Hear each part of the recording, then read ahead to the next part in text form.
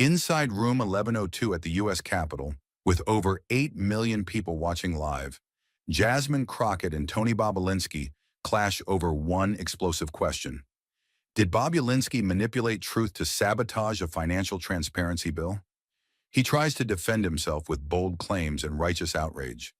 But minutes later, Crockett flips the hearing upside down with undeniable contradictions and damning evidence he never saw coming.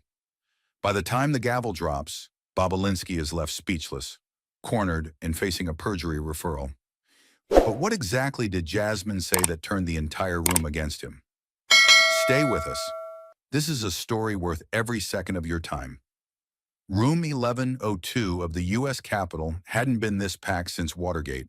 Rows of marble columns stood like silent guards over the chaos below. Lawyers scribbling, reporters adjusting microphones, staffers whispering into earpieces like chess players plotting 3 moves ahead. The air conditioning couldn't keep up with the heat of anticipation. Cameras from every major network were locked in, red lights blinking like sniper sights. And at the center of it all, under the relentless glare of televised scrutiny, stood Tony Bobulinski, silver-gray suit, rigid jaw, a face rehearsed in indignation. He had arrived claiming to be a whistleblower, someone trying to save the country from foreign corruption. But today the charge was far more complicated. Was Bobulinski exposing the truth or engineering a false narrative to sway national legislation? The real scandal wasn't just about foreign business deals. It was about selective memory, missing devices, and a man who kept changing his story depending on who held the microphone. He adjusted his tie as he took his oath, but the shake in his hand betrayed a deeper tension. He wasn't just a witness. He was a man about to rewrite the truth or be buried by it. Then the door opened, and the temperature in the room dropped 10 degrees. Jasmine Crockett walked in without a word, without a glance to the left or right, her heels tapping like gunshots on the stone floor. No theatrics, no smirk. Just the expression of a woman who had fought harder battles in rooms far less polite. She took her seat across from Bobulinski, slowly removing her blazer like a boxer folding back their robe. Every eye followed her movements, not out of admiration, but out of fear for what they knew she was about to do. She wasn't here to debate. She was here to dismantle, to expose the distance between loud accusation and provable fact. She had been silent for months, watching this man parade around on airwaves, calling journalists liars and painting himself as a victim. But she knew better. Today wasn't about proving Tony Bobulinski wrong. It was about proving that he had always known he wasn't right. And the question that hung like a blade over the hearing, was this man protecting the nation or protecting himself from something far darker? He blinked first, and in that split second of hesitation, the mask of certainty slipped. The cameras were rolling. The microphones were hot. And in the heart of room 1102, under the eyes of a restless nation, Tony Bobulinski was handed the floor. Not to testify, but to perform. What no one in the chamber yet knew was that this wouldn't be a straightforward account. It would be a carefully curated list of enemies, a declaration of betrayal, and a man's desperate attempt to crown himself the only honest voice in a sea of power.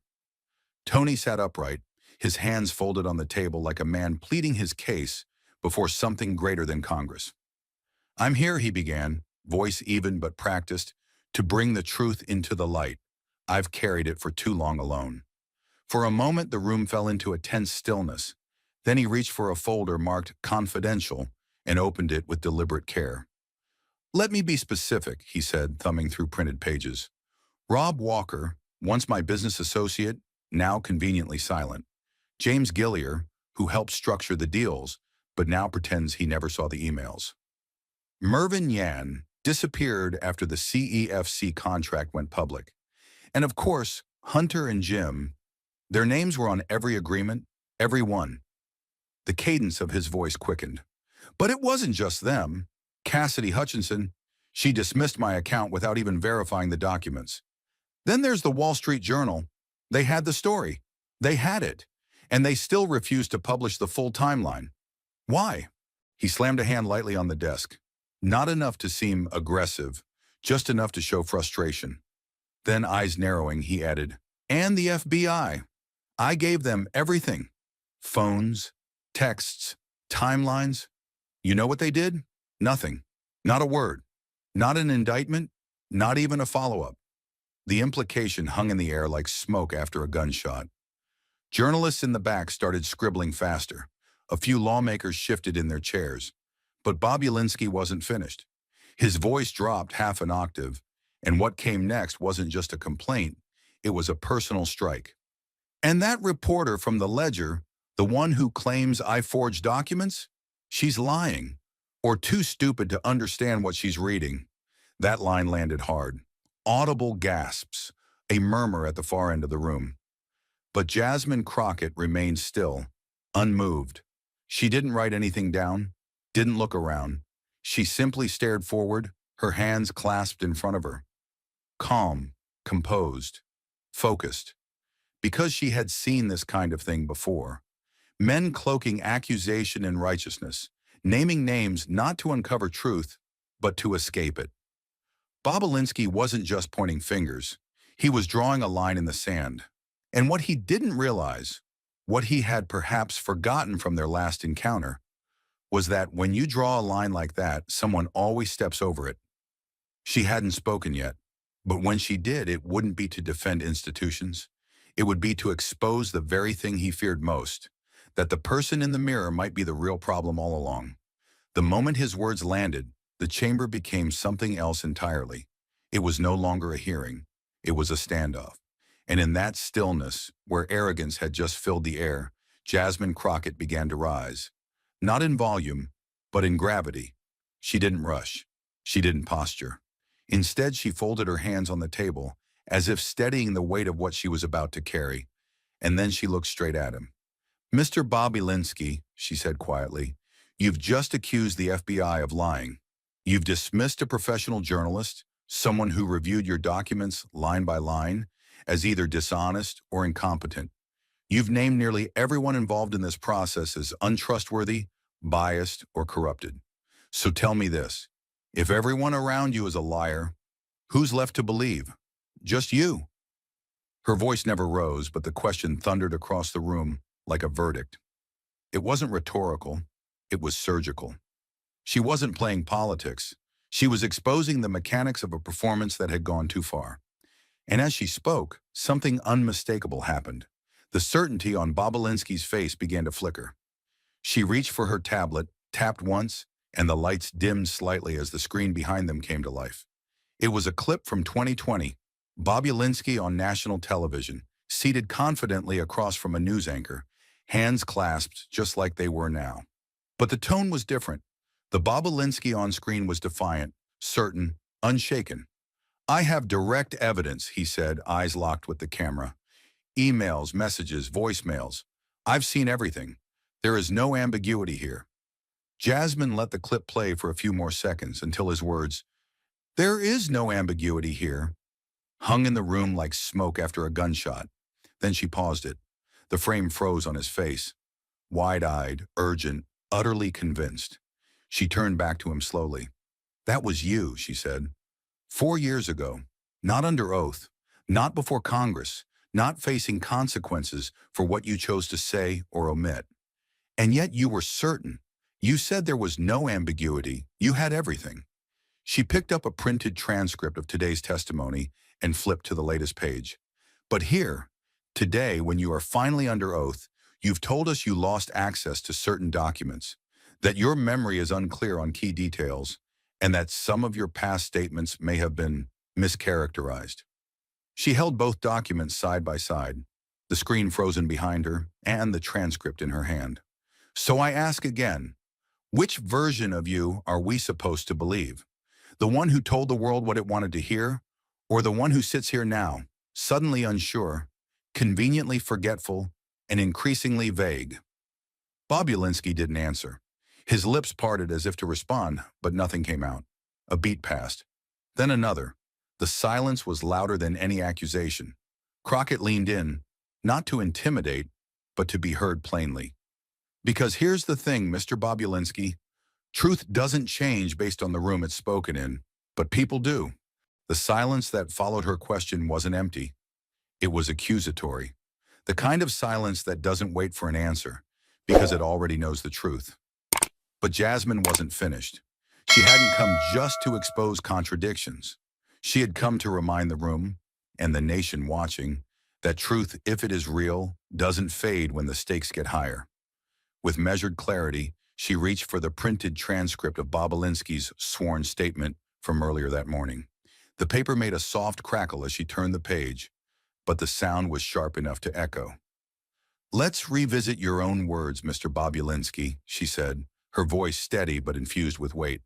"Today, under oath, you stated, and I quote, 'I cannot independently verify the intent or motivations of the individuals involved in these transactions.'" She paused, not for drama, but to give the words their full room to breathe.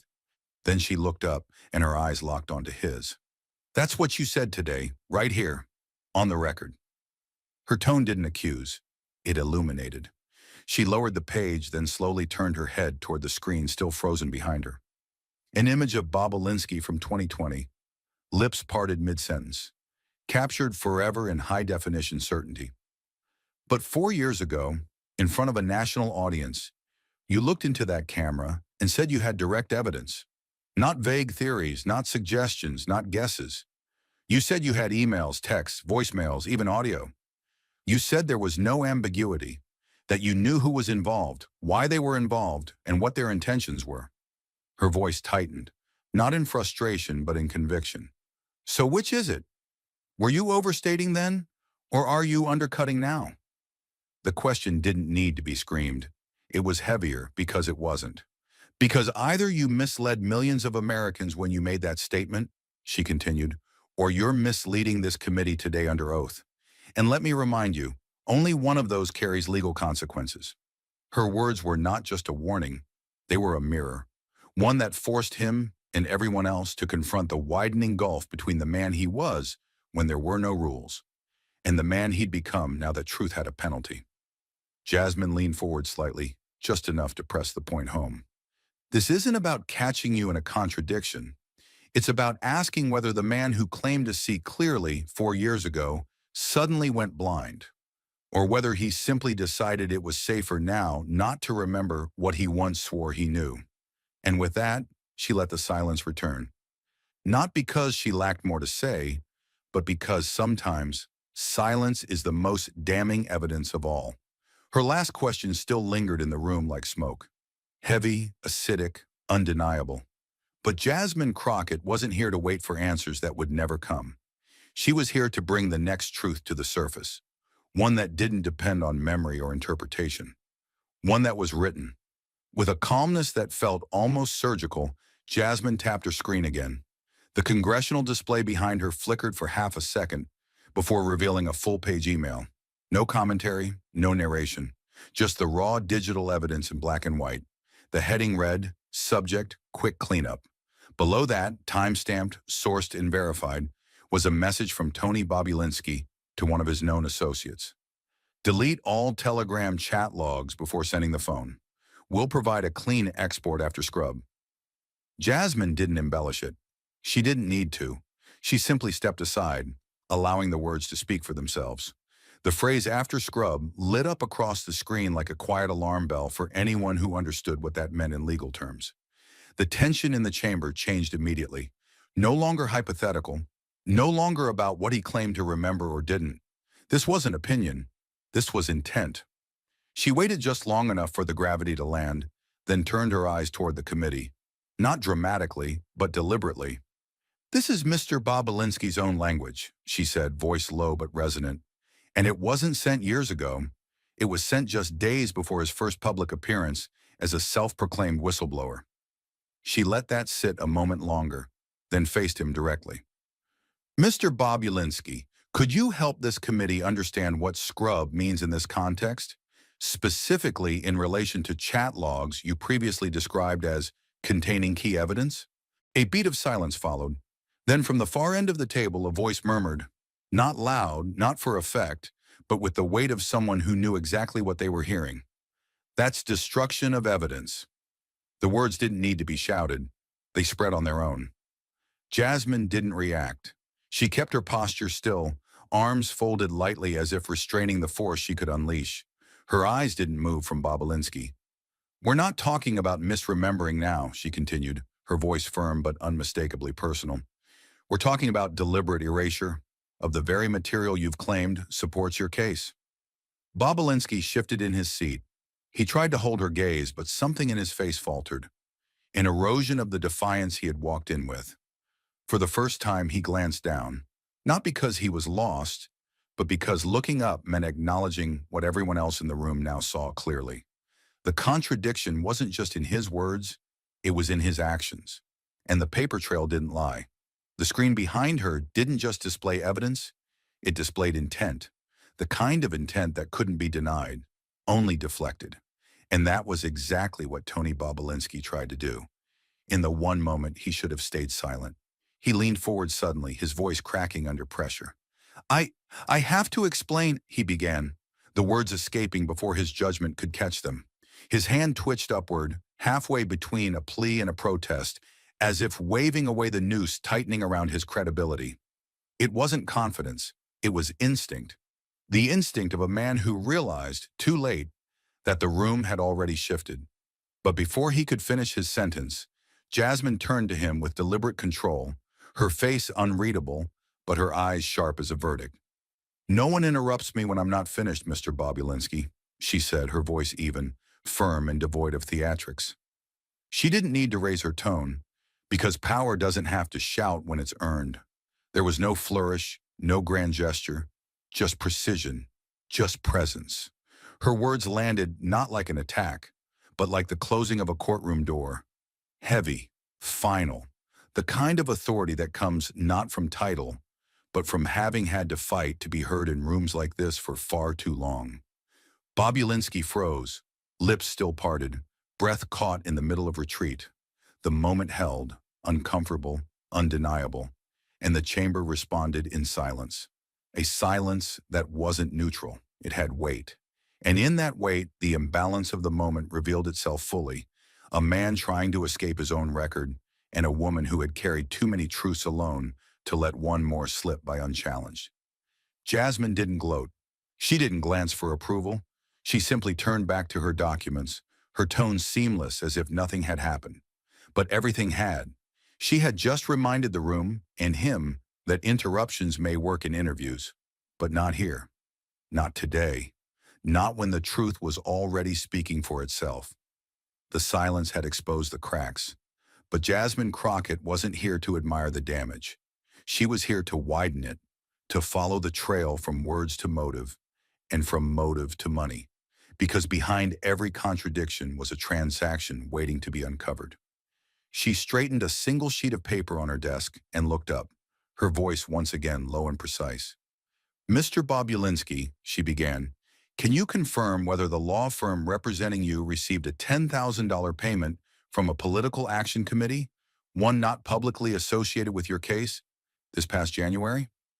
Her delivery was calm, but her words hit like steel. Bobulinski blinked. It was the kind of question that doesn't ask. It corners. Before he could offer a denial, she tapped her tablet and brought the next document to life on the display. A payment record appeared, clearly dated, neatly itemized. The PAC was listed only as Midland Strategies Fund, a name unfamiliar to most in the room, but not to her. "This PAC has no public connection to your testimony," she said, "and yet $10,000 was directed to your counsel within 72 hours of your initial committee contact." She let the number hang there, not just as a fact, but as a motive, and then she layered it.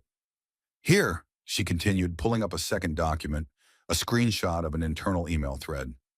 "This is from December 28th, 3 weeks before that payment. You were coordinating a private meeting with a registered lobbying firm in D.C., correct?" She zoomed in on the highlighted line. "Let's finalize prep for the rollout.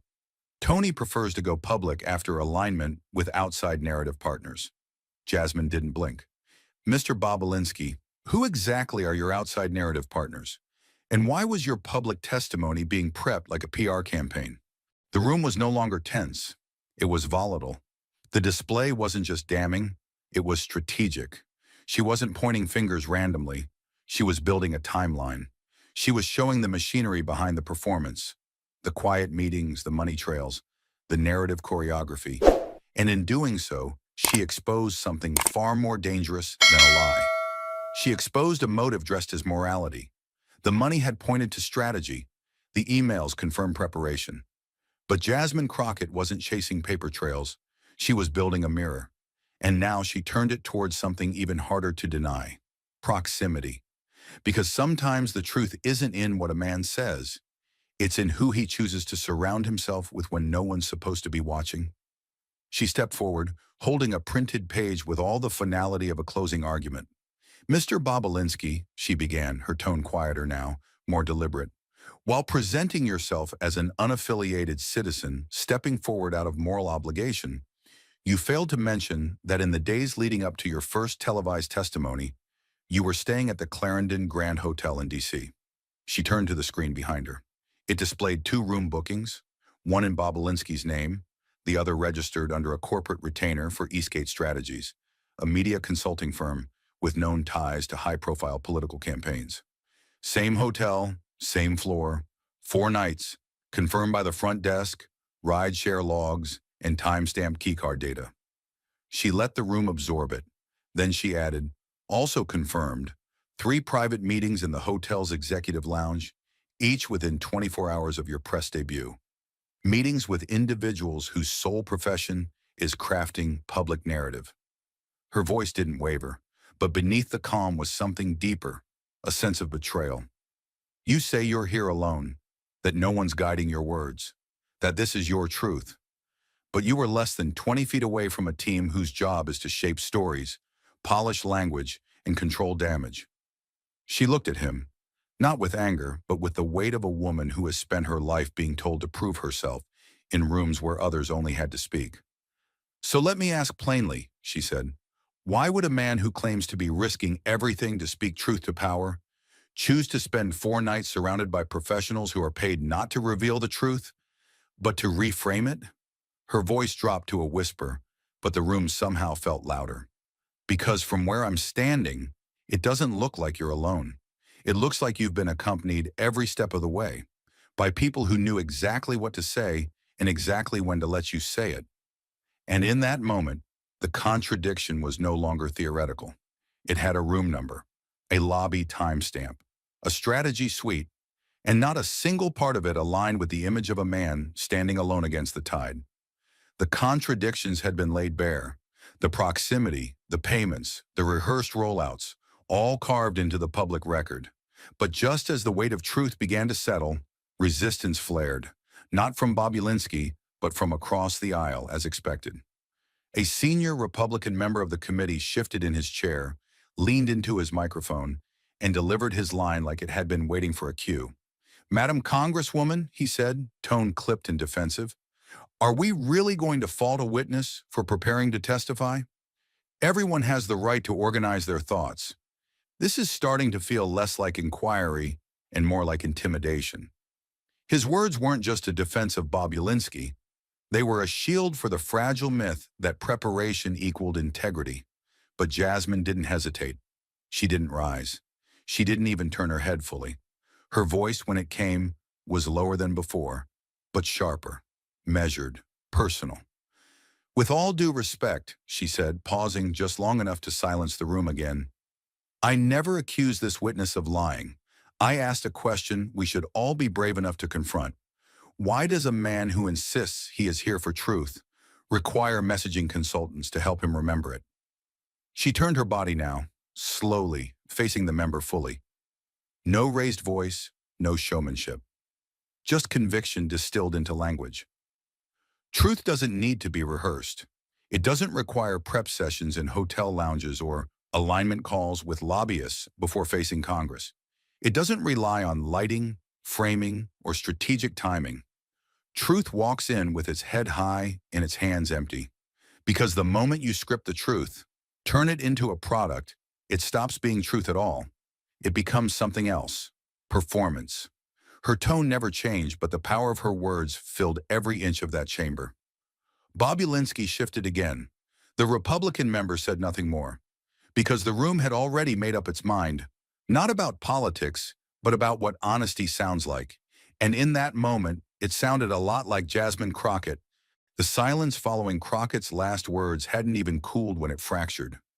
This time, not with denial or evasion, but with rage. Because when a narrative unravels and there's nothing left to hide behind, the last thing some men reach for is anger. Bobulinski jolted forward in his seat, the measured poise he had clung to unraveling with a single breath. "This isn't a search for truth," he snapped, voice trembling just beneath a rising volume. "This is a political hit job, an attack on a man who showed up here in good faith. You're not questioning me, you're smearing me. You're dragging my name through the mud for doing what no one else had the courage to do." His hands gripped the edge of the desk, knuckles white, as if clinging to a version of the story he could no longer control. The room shifted, committee members glancing at each other, aides leaning in with sharpened ears, cameras adjusting their focus to catch every twitch of tension. Then a calm interjection. Bobulinski's counsel leaned into the mic. "Mr. Chairman, we respectfully request a brief recess.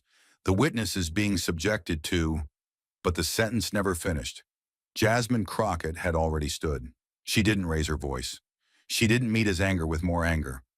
What she brought instead was colder, heavier, proof. In her hand was a single sheet of paper, held not like a weapon, but like a record that couldn't be denied. "This is your sworn testimony from January 12th, 2023, she said, walking forward one slow step at a time. "In that closed-door deposition, under oath, you stated clearly, and I quote, 'I have had no interaction with any outside messaging or strategy consultants prior to my public testimony.'" She laid the document down on the table in front of him, but her words didn't stop moving. "Yet today, under oath again, you've confirmed your stay at the Clarendon Grand. Same floor, same week, as two named political media operatives from Eastgate Strategies. You've acknowledged overlap. You've acknowledged conversation. You've acknowledged preparation." She straightened up and let the weight of those contradictions hang in the air between them. "So help me understand, Mr. Bobulinski. If both of those statements were made under oath, only 1 year apart, then one of them must be false, which means either you lied to us last year or you're lying to us now." Her eyes never left him. "And whichever version you choose, what you lose is the same: credibility." She stepped back, the chamber falling into a silence so deep, even the HVAC seemed to still. Then came the final line, not shouted, not embellished, just delivered with quiet clarity and an undertow of truth so sharp it cut through the air like glass. "Honest men don't rewrite their story every time the questions get closer, unless they were never telling the truth to begin with." And for the first time, Bobulinski didn't just look cornered, he looked revealed. The contradiction had been exposed. The fire of denial had flared, and the facts had smothered it. But Jasmine Crockett wasn't done. Not with silence, not with contradiction, and certainly not with timing. Because in a courtroom of public opinion, when a man speaks can be just as revealing as what he says. She stepped forward again, this time slower, but with an even more deliberate purpose. Her voice remained calm, but its weight grew sharper, as if every word now carried the mass of a clock counting down. "Mr. Bobulinski," she said, pausing just long enough for him to raise his eyes, "you claim to have held on to this truth, this dangerous, career-ending, nation-altering truth, for years, but you only chose to speak, publicly, vocally, and in full media saturation, just weeks before the Financial Accountability Reform Act was scheduled for its first reading." Her tone wasn't accusatory, it was surgical. "Why the silence, sir? Why now?" She let the question settle, then delivered the second. "Why hold your story for nearly 2 years, only to release it right as a bipartisan coalition prepared to regulate campaign finance flows and foreign influence disclosures?" She didn't blink. "Are we to believe that's just coincidence?" Before he could reply, she turned to the table beside her and picked up a binder. Not thick, but dense with purpose. "Because here's the part you didn't volunteer," she continued, flipping it open with slow control. "On January 3rd of this year, you signed a contract with Vanguard Crisis Solutions, a private media and political strategy firm based in Arlington, Virginia." She held up the signature page, bold and clear beneath the committee's spotlight. This firm is known for managing high-risk narratives. They've handled scandals involving sitting governors, collapsed corporations, and more than one federal indictment. Their specialty is not justice, it's optics. She didn't raise her voice. She simply walked back to the center of the room, holding the document like a scalpel. You didn't step forward alone.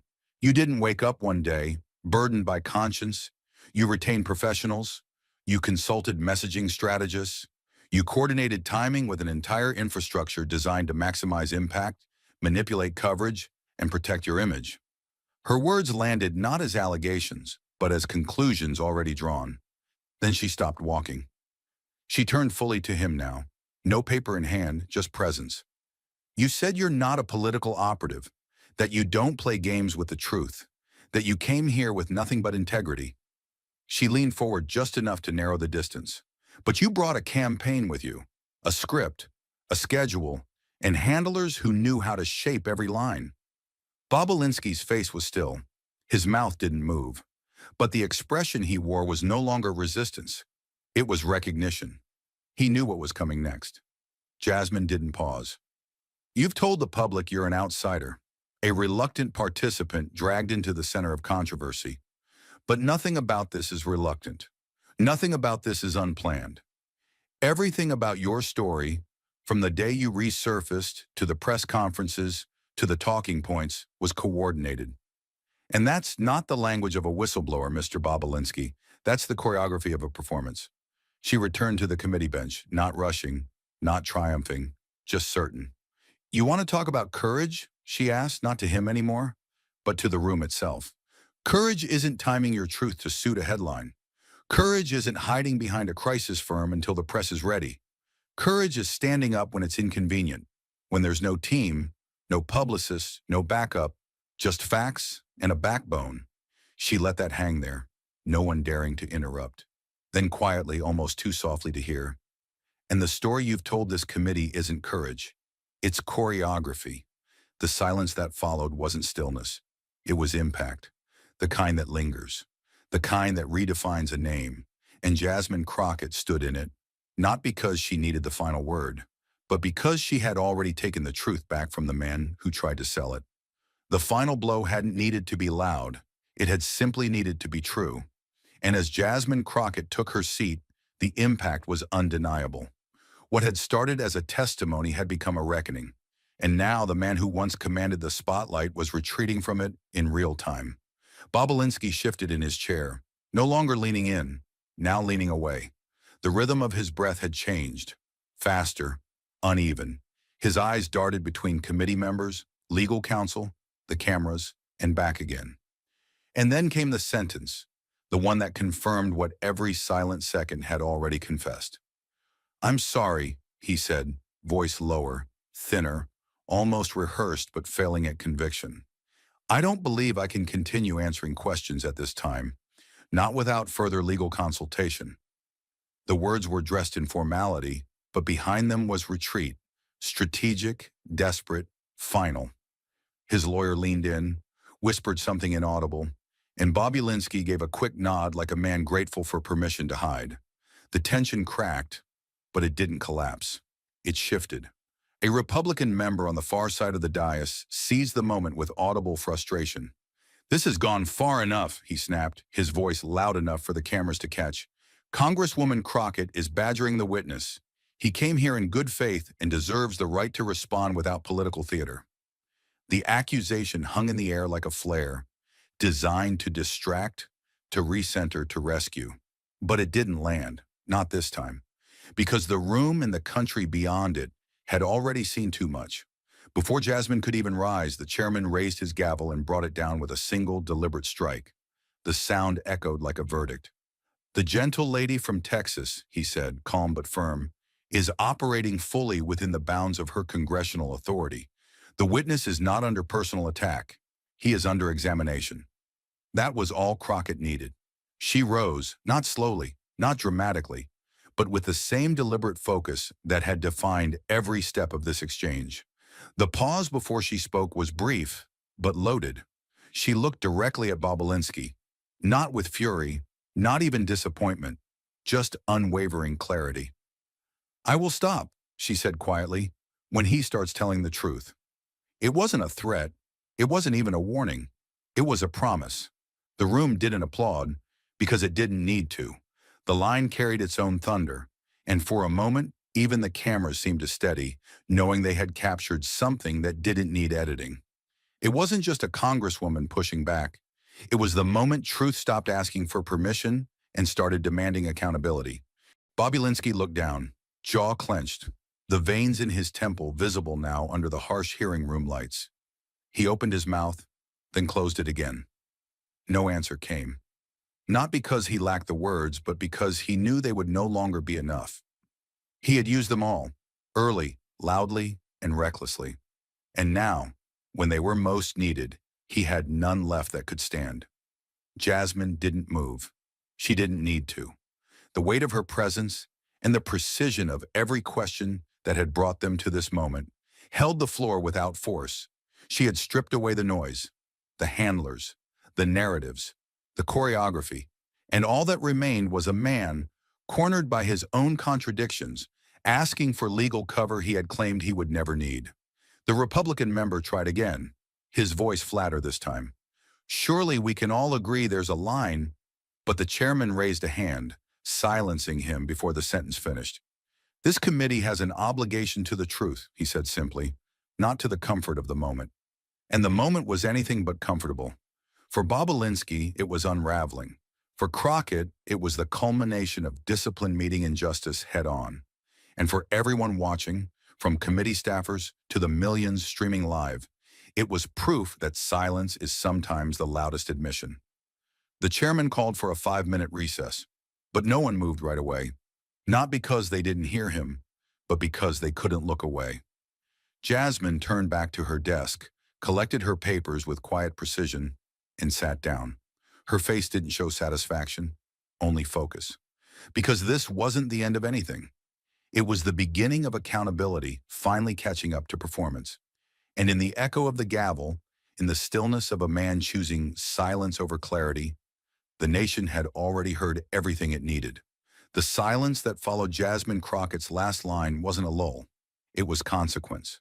The room had felt it, heavy, taut, as if something unspoken had just cracked open. Bobulinski had invoked legal counsel. A Republican member had tried to shield him. The chairman had reaffirmed her authority. And now, as the room braced itself for what felt inevitable, Jasmine didn't retreat. She leaned in. Because truth, once shaken loose, doesn't drift quietly. It demands closure. She didn't shout. She didn't raise her hands or pace like someone putting on a show. Instead, she reached into the folder resting just beside her microphone. The movement was slow, deliberate, and so focused it drew the eye of every lens in the room. 3 pages. That was all. Just 3 clean, unmarked documents pulled from the folder and placed in front of her like puzzle pieces long hidden from view. She lifted the first. "October 22nd, 2020, she said, her tone firm but controlled. "National television interview. Voluntary appearance. No subpoena. No oath. Just a man with a microphone and a narrative." The screen lit up behind her, displaying a scanned copy of the statement. In it, Bobulinski had claimed to possess direct, personal knowledge of communications and financial transactions implicating specific individuals. He had named names with surgical precision, dates, amounts, locations. And he had done so with a confidence that, at the time, had stirred national media into a frenzy. Jasmine didn't dwell on the details. She let the phrasing speak for itself. The certainty, the conviction, the lack of hesitation. Then she reached for the second page. "January 12th, 2023, she continued. "Private deposition. Sworn testimony. Behind closed doors, but under oath. And the tone? Very different." She didn't need to highlight the contrast, because it was already on screen. The language in the second statement was cautious, even guarded. "To the best of my recollection, it is my understanding that I cannot independently confirm." These weren't the words of someone holding a smoking gun. These were the words of someone slowly backing away from the fire he had once lit. She let the room sit with that. Then she held up the third sheet. "And now today, before Congress, under oath, before the American people. Yet another version. Her voice tightened slightly, not with anger, but with incredulity earned through facts. Today, Mr. Bobulinski has told this committee that some records may have been lost, that some claims were exaggerated, that previous statements might have been taken out of context. She looked directly at him, not to accuse, but to insist. 3 statements, 3 settings, 3 timelines, but only one mouth, one name, one man. She placed the 3 documents side by side on the presentation table, turning slightly so the camera feeds could frame them in a single shot. Then she stepped back, not to dramatize, but to give the room space to see the truth with its own eyes. This isn't about partisanship, she said, voice dropping to something more elemental. This isn't about headlines or headlines that were denied.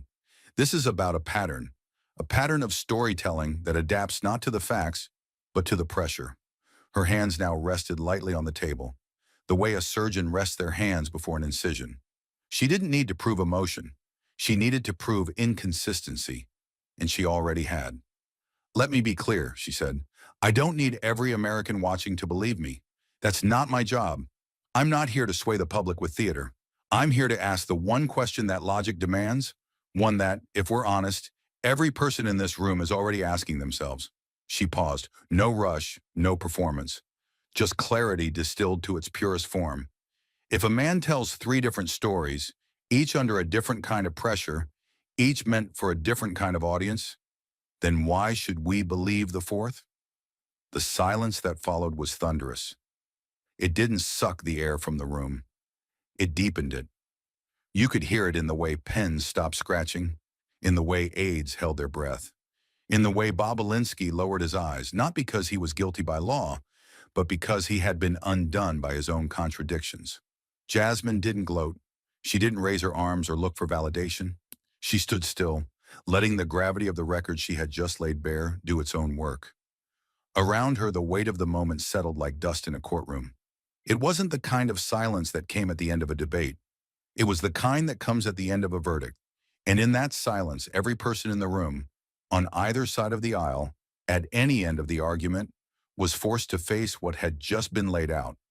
Not a smear, not an attack, but a pattern so clear it didn't need commentary. Just contrast, just dates, just words. As Jasmine returned to her seat, she didn't speak again. She didn't need to. The 3 sheets of paper remained on the table, like pieces of evidence left on display at a crime scene no one could unsee. The lights didn't dim, the cameras didn't cut, but something had ended, not the hearing, the illusion. And no one, not even those who had entered the room ready to defend Bobulinski, could pretend they hadn't seen it collapse. The silence left in the wake of Jasmine's final question wasn't the kind that waits for an answer. It was the kind that is the answer. 3 statements, 1 witness, in a room full of people who had just witnessed the unraveling of something far bigger than testimony. It was the collapse of control. But Jasmine Crockett hadn't come just to dismantle a lie. She had come to dare the truth to stand on its own, without a teleprompter, without handlers, and without a safety net. She gathered her papers with quiet precision, each movement deliberate, each breath purposeful. But just as she reached the door of room 1102, the air shifted. It wasn't over. Not yet. She stopped mid-step, turned around slowly, and faced the witness chair one final time. Bobulinski sat frozen, his hands folded on the table in front of him, but his posture had changed, less defiant, more uncertain. Jasmine's voice cut through the thick air, not sharp but steady. "Mr. Bobulinski," she said, her tone clear enough to slice through spin, "if you truly believe this story still deserves to be told, then I'm giving you the chance to do it properly." She took a single step forward, not to confront, but to offer. And yet the offer came with weight. "I invite you," she continued, "to appear again before this committee, in a public hearing. No closed doors, no curated press, no talking points." She let that sink in, then added, "No microphones hidden under lighting rigs, no lawyers feeding lines from behind tinted glass. Just you and the truth." Her gaze didn't waver. if it still lives somewhere in you. Bobulinski didn't respond. His mouth twitched, but nothing came out. The cameras stayed locked on him, but the real power had already shifted. He had spoken for hours, but said nothing that survived his own contradictions. Jasmine had spoken less, but every word had stayed. And then, with her final words, she sealed the moment like a courtroom closing argument. This time, don't bring your performance. Bring your proof. She turned again, walked toward the door. No one followed her. No one needed to. She had left her closing remarks not on the record, but in the room itself, in the eyes of everyone who had come hoping for clarity and left knowing exactly what they had seen. The cameras remained on for only a moment longer. Then the red lights went out. The hearing was over. But across the country, the conversation had only just begun. Screens lit up, phones buzzed, news alerts fired, and in bold, flashing text, a hashtag started to rise. 3 versions, 1 truth.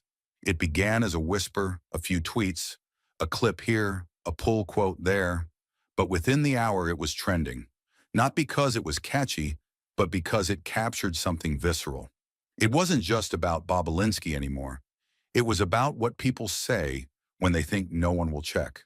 It was about the space between what is claimed and what is proven. And it was about a woman, calm, sharp, unshaken, who didn't need to shout to be heard. Clips of Jasmine's final words went viral, not because they were dramatic, but because they were real. The kind of real people don't expect from politics. The kind of real you can't fake. On university campuses, in law schools, in barbershops, and lunchrooms, the clip played again and again. Don't bring your performance, bring your proof. It became more than a challenge. It became a standard. Back in room 1102, the staff cleared the last of the documents. The lights dimmed. Bobulinski remained seated for a moment longer, staring down at the papers he no longer controlled. He had walked into the room with a story. He left it behind, along with the illusion that it couldn't be questioned. And Jasmine Crockett? She didn't need a press conference. She didn't need to explain what just happened. She had already said everything that needed to be said, and the nation finally was listening. As the echoes of Jasmine Crockett's final words faded from the chamber and the red recording lights blinked off one by one, what remained wasn't the silence. It was the shift.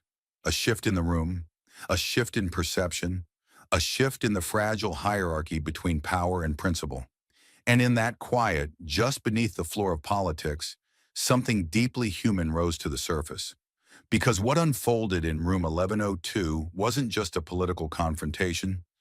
It was a masterclass in moral clarity. It was about what happens when a woman who was never meant to hold the mic seizes it with such precision, the narrative can't twist its way out. Jasmine Crockett didn't just challenge contradictions. She confronted a system that had grown comfortable with them. She exposed the scaffolding of performance, the carefully timed interviews, the curated outrage, the strategized vulnerability. She unmasked the machinery, not by breaking it, but by standing still long enough to let it expose itself. And in doing so, she didn't just hold one man accountable. She made the entire room reckon with the truth of how easily we mistake volume for virtue or media presence for moral weight. It's a truth we often overlook, that some of the most dangerous lies aren't shouted from podiums. They're calmly repeated, recycled, reinforced until they feel indistinguishable from sincerity. But Crockett saw through that, not because she had more facts, though she did, but because she had the one thing those built on spin could never withstand: consistency. Let's not gloss over the pressure she stood under. Jasmine Crockett didn't walk into that hearing as a neutral arbiter. She walked in as a black woman in a room that still, whether openly or not, questions her presence, her tone, her right to interrupt a narrative shaped by men with suits and microphones. Every time she opened her mouth, she risked being called angry, combative, disrespectful, and yet she didn't flinch, not once. She never raised her voice because she didn't need to. Her words were heavier than volume. They were measured, purposeful, and immune to spin. In a world where outrage is currency, she traded in integrity. And she showed that control isn't the absence of passion. It's the presence of power, held tightly by someone who knows exactly when to let it go. And here's the deeper injustice she faced, that the burden of proof never rests equally. Bobulinski could change his story 3 times and still be treated as a credible witness. Crockett, however, had to be flawless just to be heard.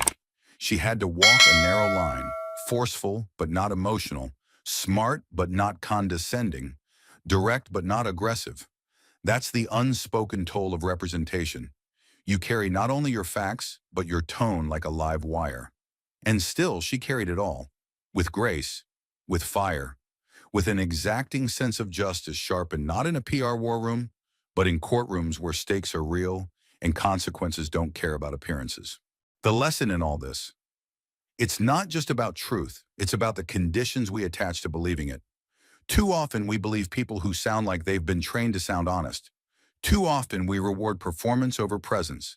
We trust those who walk in with tailored suits, curated narratives, and practice sincerity. And we question the ones who walk in with nothing but facts, especially when those facts come from women, from people of color, from those outside the traditional halls of power.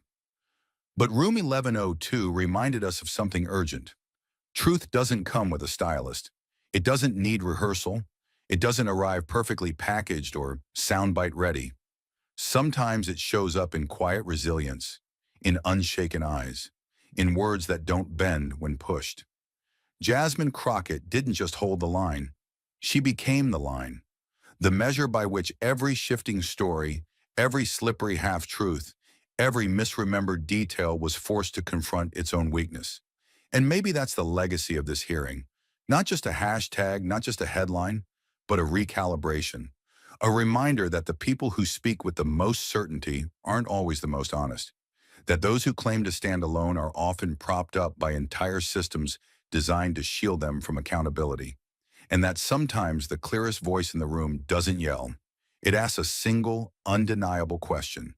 If a man tells 3 different stories, why should we believe a fourth? That's not just a takedown. That's a test of national discernment. And as Nasser 3 versions, one truth continued to trend, something else happened. Law students dissected the hearing as a case study in cross-examination. High school debate coaches replayed clips of Crockett's delivery to show the power of calm persuasion. Journalists who had once chased the most quotable moment suddenly turned their focus to the unquoted ones. The pauses, the pacing, the silences that weren't empty, but fully charged. The hearing became more than a moment. It became a mirror. One that asked every viewer, not just lawmakers, what kind of truth they trust. Do we believe what sounds polished or what stands unchanged? Do we reward charisma over character? Do we mistake being loud for being right? Jasmine Crockett didn't need to answer those questions. She was the answer. And the dignity with which she asked, "Don't bring your performance. Bring your proof," rippled far beyond the marble columns of Capitol Hill. It landed in classrooms, in courtrooms, in kitchens. Because every person who has ever been silenced, steamrolled, or strategically forgotten recognized something in her. Not just intelligence, not just strength, but the terrifying clarity of someone who doesn't need to convince you, they just need you to look. And here's where the lesson deepens. In the aftermath of that hearing, it wasn't Bobulinski's contradictions that haunted the national conversation. It was the courage it took to challenge them. The quiet audacity of one woman standing alone, not because she had to, but because no one else would. That's the story worth remembering. Not the drama, not the outburst, not the convenient retreat behind legal counsel, but the woman who stayed, who stood, and who spoke. Not for applause, not for branding, but because the truth mattered. And because someone had to be willing to say, "I will stop," when he starts telling the truth. So if there's a moral here, it's this. In a time where we're surrounded by noise, truth still exists, but it won't fight to be heard. It waits. It endures. It survives the rehearsed and the relentless. And sometimes it wears a calm face, carries a stack of documents, and speaks last. Not because it's unsure, but because it knows one simple, unstoppable thing. When truth finally speaks, there's nothing left to say. When truth finally speaks, there's nothing left to say, but there is something left to do. Because what happened in room 1102 can't stay there. It can't just be another clip, another trending tag, another righteous moment flattened by the 24-hour news cycle. What Jasmine Crockett stood for, what she risked by standing, demands more than admiration. It demands action, and not just from those in Congress, but from every one of us who claims to care about truth, justice, and what it means to live in a democracy that hasn't given up on accountability. So ask yourself, what now? Because if you're moved, if you felt your chest tighten as her voice cut through contradiction, then know this: emotion without action is just noise, and we have enough noise. What we don't have enough of are people willing to turn reaction into resistance, disbelief into disruption, discomfort into demand. Jasmine Crockett showed us that truth isn't fragile, but it is outnumbered. Every time someone like Bobulinski rewrites history with a smile and a script, it's not because truth is weak. It's because liars are loud and well-funded and rehearsed, and they count on you turning away. Don't. Don't let this story die in the silence that follows most political theater. This wasn't theater. This was exposure. It was justice with a heartbeat. It was a woman who carried the weight of truth into a room built to diminish her and made the walls echo instead. But echo fades if we don't amplify it. It's not enough to watch her. It's not enough to applaud. It's not enough to say she was powerful. If we walk away unchanged, she stood alone for nothing. So here is your call. Not a call to sentiment, but a call to battle. Start where it hurts. Ask yourself how many times you believed the third version of a story without questioning why there were three. Ask how many microphones we've handed to men with practiced outrage while silencing women who bring receipts instead of theatrics. Ask why truth needs to be flawless to be heard, but lies only need to be repeated. Then act. Call your representatives. Not when the scandal erupts, but before. Demand reforms to protect whistleblowing from becoming a media tactic. Demand hearings that follow facts, not headlines. Demand penalties for those who weaponize testimony while hiding behind legal shields the moment they're cornered. Send letters. Show up to town halls. Talk to your friends, your neighbors, your coworkers. Use your platforms, not just for sharing, but for shaking the silence. Support people who stand alone in rooms like Jasmine Crockett did, not because they're perfect, but because they're present, because they're willing to do what others won't. Tell the truth without blinking. Find their campaigns. Donate. Volunteer. Defend them when they're inevitably smeared for daring to be unbought and unbroken. And when the next hearing comes, because there will be a next one, watch it. Not for spectacle, but for what it says about who we are becoming. Teach your children the difference between credibility and charisma. Teach them that justice isn't always loud, but it is always relentless. Teach them that if they ever sit at a desk like Jasmine's, they must come armed not with slogans, but with memory, patience, and the courage to speak when everyone else goes silent. And if you're in power, elected, appointed, or simply inherited privilege, use it. Don't sit comfortably while others carry the burden of confrontation. Don't hide behind bipartisan inaction. Don't pretend neutrality when clarity is required. Stand, speak, investigate, reform. If you saw what happened and thought that's what we need more of, then be more of it. In the rooms you occupy, in the votes you cast, in the silence you break. Jasmine Crockett didn't end something in that hearing. She lit a fuse. And whether it becomes a spark or a fire depends on what happens next. The hashtags have already faded before. The outrage has already settled into routine. But what if we didn't let it this time? What if we stopped treating courage as content and started treating it as the example we follow? Three versions. One truth isn't just a slogan, it's a challenge. A reminder that in this political moment, where facts are manipulated, timelines distorted, and justice constantly delayed, the truth is a battleground. And it doesn't need cheerleaders. It needs soldiers. Be one. March with your voice. Fight with your vote. Lead with your conscience. Because if Jasmine Crockett can walk alone into a room like that and make the truth louder than spin, then the least we can do is echo her with action. You saw the truth. You felt it. Now prove you were listening. Start now. Speak louder. Stand longer. Push harder. Because silence, at this point, is complicity. If you've made it this far, it means you felt it. The tension, the injustice, the truth fighting its way through noise and power. You didn't just watch a hearing. You witnessed a battle for integrity unfold in real time. And if it stirred something in you, rage, clarity, or the quiet realization that silence is no longer an option, then you already know this story can't end here. That's why we want to thank you, not just for watching, but for staying. Through every contradiction, every moment, Jasmine Crockett stood her ground against a machine designed to wear people like her down. In a world that rewards spectacle over substance, you chose to follow the facts, to feel the weight of a woman carrying truth where truth wasn't supposed to survive. That means something. It means you're part of a community that refuses to be numbed by politics, that sees through the polish, the handlers, the scripts, and chooses the raw, unfiltered clarity of courage. But we need your voice to carry this forward. If stories like this matter to you, if you believe in exposing what's hidden, in amplifying those who speak truth without a media army behind them, then this is your moment to stand with us. Hit that subscribe button. Join a growing movement of people who aren't just here to be entertained. They're here to be awakened. Every subscriber strengthens our reach. Every click helps us hold power accountable. Every share puts a spotlight where darkness used to live unchecked. And this isn't just about content, it's about consequences. When voices like Jasmine's are silenced, when hearings like these are brushed aside, the world doesn't become quieter, it becomes more dangerous.